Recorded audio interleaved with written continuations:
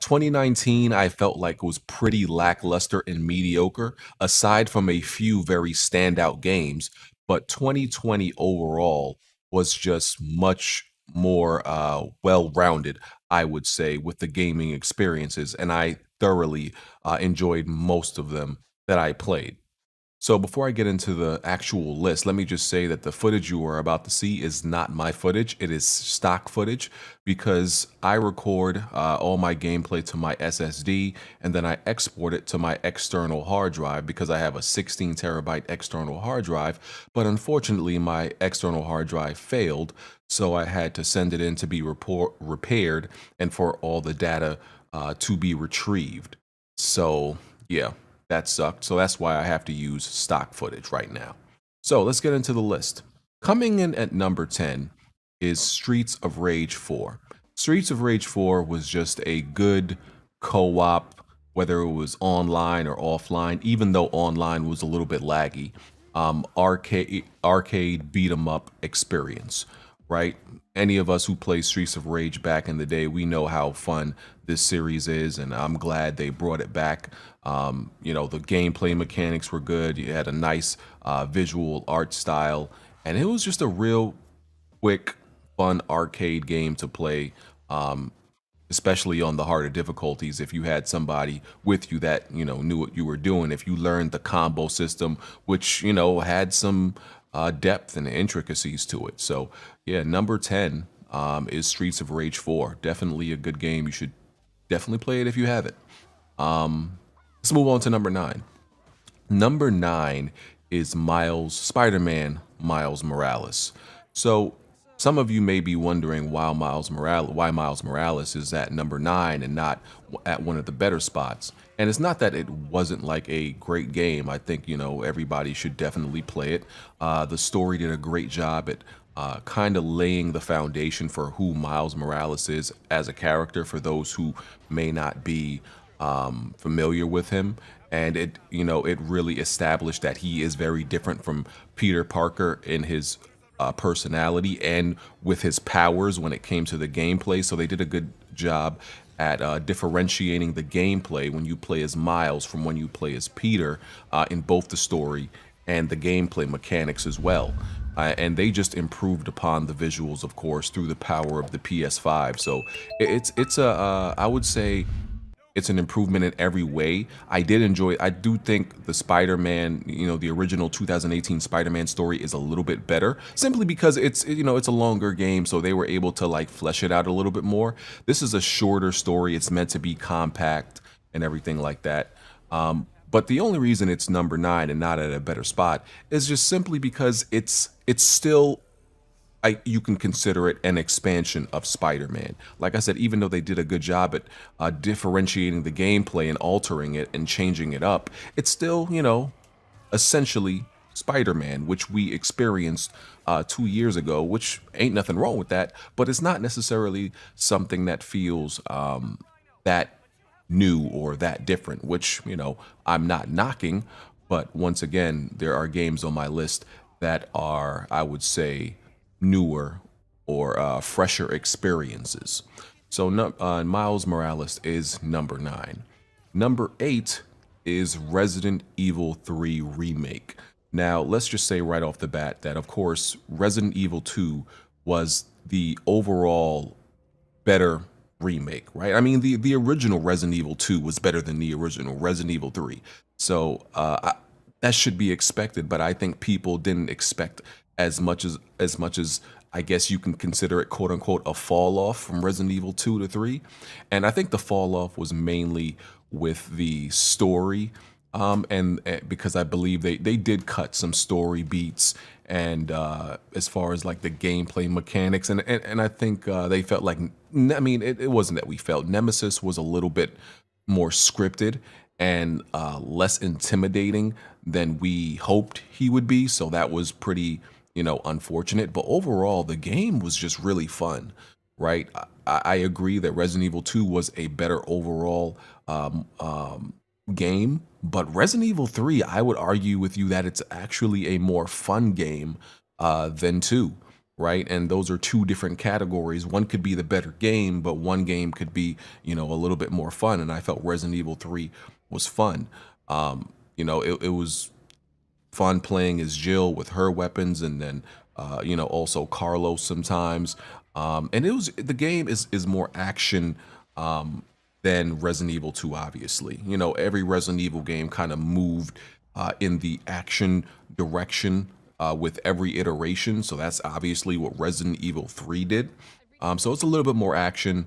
I like a good balance. I like 50-50. Right. I like when a horror survival game is 50-50 action and 50-50 horror. It's kind of like a hard equilibrium to get to. In my opinion, one of the games that does it perfectly is like Dead Space 2. To me, that's one of the greatest horror survival games ever made. I think that's the perfect balance. But I mean, the game looked great with the RE engine. Like I said, you can argue that they messed up with the story just a little bit. Remakes are, supposed to kind of, flesh out and expand the story a little bit. You can argue that they cut stuff from the story. But the gameplay was just real fun. The combat was fun with the new mechanics. And yeah, it's just something that I thoroughly enjoyed. So Resident Evil 3 is number 8. Number 7 is Gears Tactics. So anybody who knows me knows I'm a huge fan of these type of RTS games, essentially XCOM. And there's a lot of games that are very similar to XCOM where they just take an IP like Gears, for example, and make it into an XCOM game. But it's not just a clone. Of course, they add their own gameplay fundamentals and abilities and perks and mechanics and all that stuff to make it unique and not just make it an actual XCOM clone. Because Gears Tactics plays very different from an XCOM game or any other game in this RTS genre, right? So that's what's always so fun about getting games in this genre is I know I'm going to enjoy it, but I know it's also going to be different. And what really surprised me about Gears Tactics is how good the story is. I don't think people are actually talking enough about that because probably there's not like, I guess, a lot of console people who are very much into these type of RTS games. So Gears Tactics isn't getting the attention that it actually should. I mean, the game focuses on the main character, Gabe Diaz, and not to spoil anything, but if you recognize the last name Diaz, then you know who he is. And this takes place prior to the original Gears of War. So it's a Gears of War prequel. So it adds to the Gears of War universe and the lore. And that's what I really liked about it, right? Because one thing that I always say that people don't give Gears of War credit for is even though the continuing narrative with the sequels and the continuing story, I feel like they might have faltered a little bit. The lore and how they expand the universe is like almost unmatched. Like it's just they just did a great job at fleshing out the huge universe and the lore and the history of the Gears of War events. So I'm just happy that Gears Tactics expanded upon that. And the visuals, are real good. Even for an RTS game, there's close-ups and in-game cutscenes that really show off the visuals. Like I said, the story's good, and I just love that gameplay. That they really took like the Gears of War heart and soul and just made it into an RTS. So I put 100 hours into this game. That's how much I loved it. So yeah, Gears Tactics is number 7 for me. By the way, I also platinum Miles Morales because I, did like it that much also. Number 6. Number 6 is Ghost of Tsushima. So Ghost of Tsushima, what surprised me about this game was how deep the gameplay was. Now it's made by Sucker Punch, so I knew the gameplay was going to be good, but I think most people would be lying if they said they expected the amount of like abilities, the skill tree, the combat moves, the customization. I don't really think all of us saw that coming. I mean, when you go into the menu system, you're like, wow, there's a lot of depth uh, to this game. There's a lot of things to unlock, whether it be just for aesthetic and the presentation of Jin Sakai. or it's actually stuff that affects the gameplay that you unlock as you go through the story. I don't think most of us, expected that. I mean, especially when there was a lot of people that even doubted this, especially when we saw the game shown off. I think it was at like Summer Games Fest when the Sucker Punch developers were demoing the game. A lot of people said it looked kind of surface level and looked kind of easy. And I knew it was going to have more depth than that, but I didn't think it was going to be this good, right? So, and the visuals, we know the visuals can be inconsistent, but it's also a very, beautiful looking game. I mean, this game was the example, the prime example of why something like photo mode exists. It's literally that. I mean, we saw just amazing terrains, amazing environments, and they're all very different. There's three different islands with, with their own three different looks, and you got to travel through it through horseback. It was just absolutely, it was absolutely gorgeous.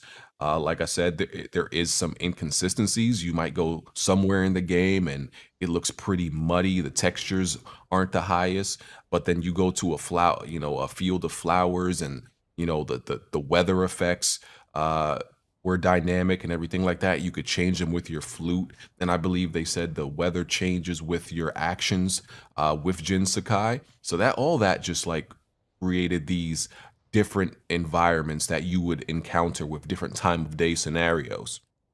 So yeah, the visuals and the I would say the art direction was just very impressive. One thing I mainly criticize about the game is the story. The story isn't bad, but there's nothing special about this story, really. And I think people hype the story a little bit more than they should have, due to for certain reasons that I'm not going to get into right now. But they definitely hype the story up a little bit more than it is. The story is very basic and straightforward, and kind of surface level. What you see is what you get. It's not more intricate than that, which not necessarily anything wrong with, but there could have been more there. They definitely to us told the story that they wanted to tell. They accomplished that very well. They got the point across. And the actor of Jin Sakai displayed him, I guess, how a samurai or former samurai, I guess, should be displayed. So overall, it's a great game. Definitely a great game, especially gameplay and visuals. There's not many games that do what Ghost of Tsushima does visually, and for people who got to play it for the first time on PS5, then they got the real treat, especially to play at 60 frames. Because unfortunately, I had to play. We those of us who played it at launch played it at 30. And I haven't even booted that game up at 60. I haven't booted it up on PS5 at all because I already platinumed it. Once again, another game I really liked.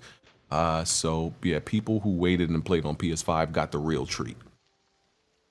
So now for the next game. So number 5. Number 5 is Rogue Company. So this is a game made by Hi-Rez Studios, a multiplayer third-person shooter. So those of you who know me, once again, know that I'm mainly a multiplayer guy, right? But I feel like I've been deprived of multiplayer experiences that I like for the last, honestly, feels like 10 years.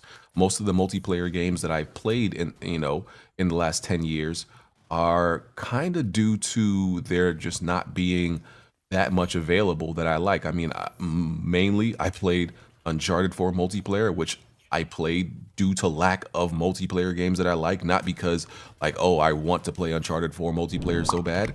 And Last of Us Factions, which I do really like, but I definitely don't like it enough to play it for like 7 years straight. That was once again just due to lack of other multiplayer games that I liked.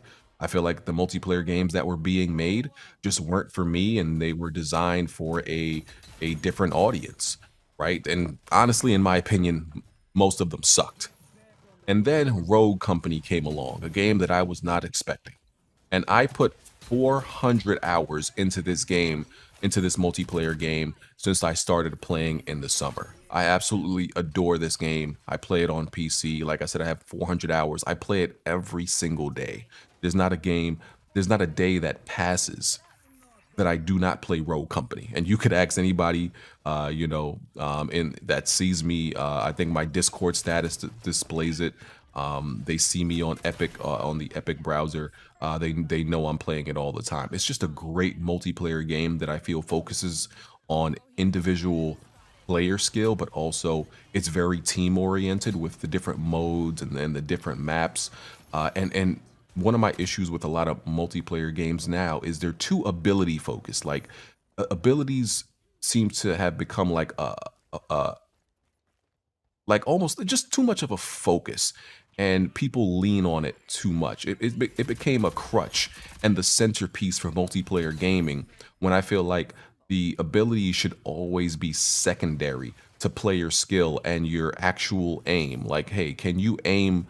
Is your aim good? That's what should really determine if you're good at this game or not. And I feel like a lot of games, lack that. It's always like these other gimmicks and these other crutches. And Rogue Company is at the core. If your aim sucks, you're not going to be good. If you can't think fast and move fast and react fast, yeah, you're not going to be good. And that's what I love about this game, is it focuses on all the things that I like in a multiplayer game. So yeah, I got nothing but good things to say about this game, and Hi-Rez Studios continues to support it. They're always dropping updates, and whether it be for the gameplay or for the aesthetics and everything like that, they're always dropping and supporting it. And the devs are very vocal on Twitter, so I absolutely adore this game. I absolutely love it. So it's number 5 for me. Number 4 is Ori and the Will of the Wisp. This game has some of the best platforming and some of the best level design I have ever played in any game. Ori and the Will of the Wisp just doesn't get enough, attention, and people don't talk about it enough, in my opinion, for what it is. It's, a living, breathing, water painting. The story is, I'll say, touching and charming. And yeah, the gameplay, they really improved like the combat, because in the Blind Forest, that you can argue there wasn't really much combat, but they've really improved in the combat dimension of this game, and it's just really good. Like the just I can't, like, it's really something you have to experience, like especially when you get further into the game. The level design and the intricacy of it, and the well thought out obstacles are just, it's phenomenal. It's absolutely phenomenal. Number 3 is Demon Souls. Everybody knows I love my Souls game. I've beaten like almost every Souls game there is, with the exception of a few, because there's a whole bunch of Souls inspired games, but I've beaten most of them because I just love I love the format of Souls games so much. I love what they are and the point of them, right? And I love challenging games. Y'all know I play most of my games on the hardest difficulty, because if I don't have a challenge in video games, then I don't feel like it's fun if I don't have a challenge, right? So I need like a real like challenge, or it's just not enjoyable to me. And I beat Demon Souls 5 times. I know that game like the back of my hand. I platinumed it. I think there was I beat the game, at least I think after I beat it the first 2 times, there was a time where I beat the game again in 1 day. Like I literally have memorized that game like every step of the way. I can beat it in one day like it's nothing. So yeah, I mean that should tell you everything I feel about that game and why it's number 3. I mean, of course, Blue Point, the way they remade they're the masters of their craft when it comes to that. So they refined the gameplay and the visuals. It looks beautiful, and added some quality of life things. So yeah, Demon Souls is number 3. Of course, another game I platinum, like I said. Okay, number 2. Number 2 is The Last of Us Part 2. The Last of Us Part 2, in my opinion, is one of the greatest games ever made in every aspect you judge a game by. The only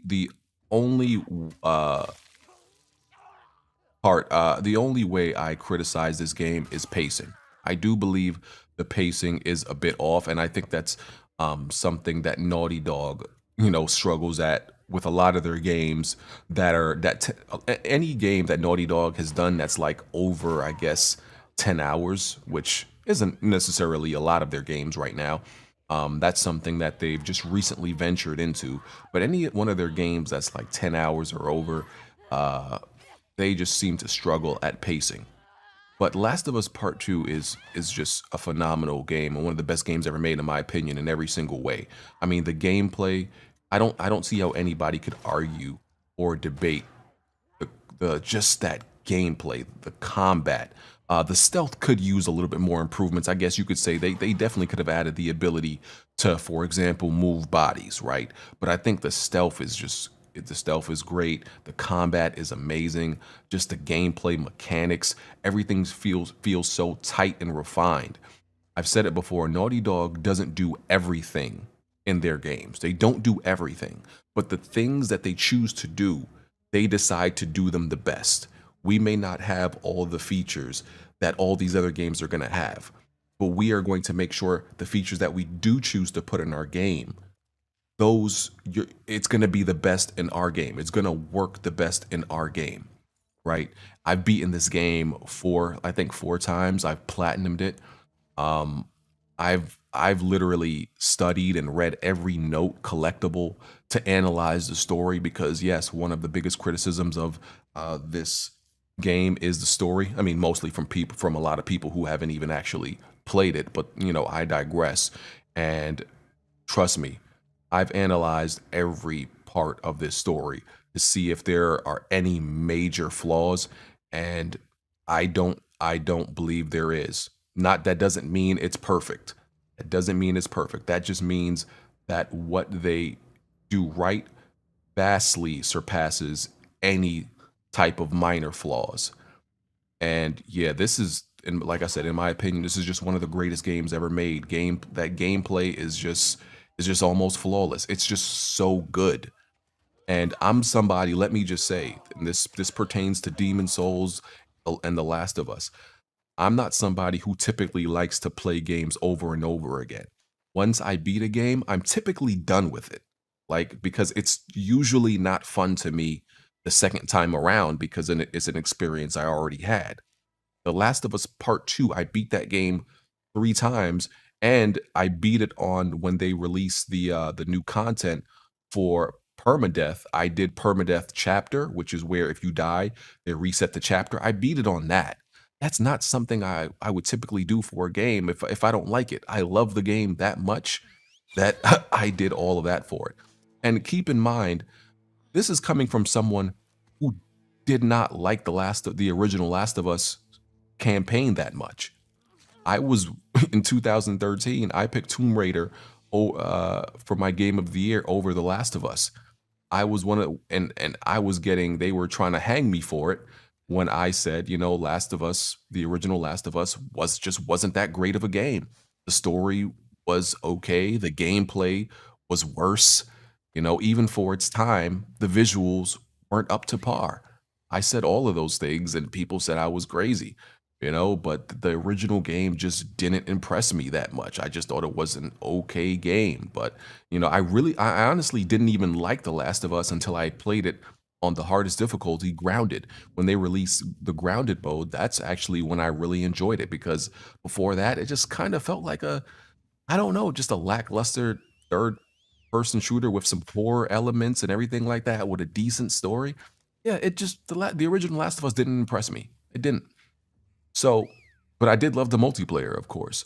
But everything, all the criticisms I had from the original Last of Us, they fixed it in the Last of Us Part 2. Everything I wanted Part 2 to be is what I got. And that's why I really feel like it's one of the best games ever made. And I think history will look back kindly on The Last of Us Part 2. I don't care about all this, what people say and user reviews and, the controversy and all that stuff. History will look back very positively on this game. And I don't care what you say about the story. You can't play that game and tell me that gameplay ain't amazing. So and them visuals ain't amazing. But people who want to dislike that game, the only the only way they can like actually fuel their argument is to pretend like there's only the story exists and the gameplay and the visuals don't. But let me move on to number one. Number one for me, and this is my game of the year, is Final Fantasy VII Remake. Y'all know I'm a huge Final Fantasy VII fan. You know, the original is one of my favorite games ever, you know, of all time. So this, you know, this shouldn't be a surprise. I like the way they, and yes, this is 1/4 of a game. Doesn't matter to me. You know, I don't see how that matters. A lot of people like to make this argument that like, oh, it's not a full game. Listen, there are DLCs that I like more than full actual games. There are 5-hour games that I like more than 50-hour games. So I don't see how this argument that people make matters. Like, length of a game has nothing to do with the quality. So, you know, people can kill that argument. I like what they did with the story. You know, expanding it. Some of it is filler, but I do still like what they did with the story, making certain changes. I like how they changed up the gameplay. It's no longer turn-based, but you can still like technically play it as a turn-based game. I like this action and real-time combat more. And the visuals are very inconsistent. It's very inconsistent. There's parts of the game where you can look at it and it's like, yo, this game looks terrible. And then there's other parts of the game you would think it's CGI straight out of like one of the Final Fantasy movies, like Advent Children. There's literally parts where it looks like the best game ever and parts where it looks like the worst game ever. So it's very inconsistent, but I love it. You know, it's my game of the year. I had so much fun with it. I thoroughly, you know, enjoyed it. And, you know, it's not all around the best game. It's not even the best game on this list, right? But it's my favorite game of the year out of this list. So that's why it's number one. So yeah, this is my top 10 games, y'all. Let me know your top 10 games. Let me know what you think about my list. Hit the like button, share the video, follow me on Twitter if you're not. Consider becoming a member by hitting the join button under this video. And yeah, hit the notification bell so you can know anytime I upload a video or when I go live. All right, I'm out of here, y'all. I'll catch y'all on the next video. Happy New Year. Peace.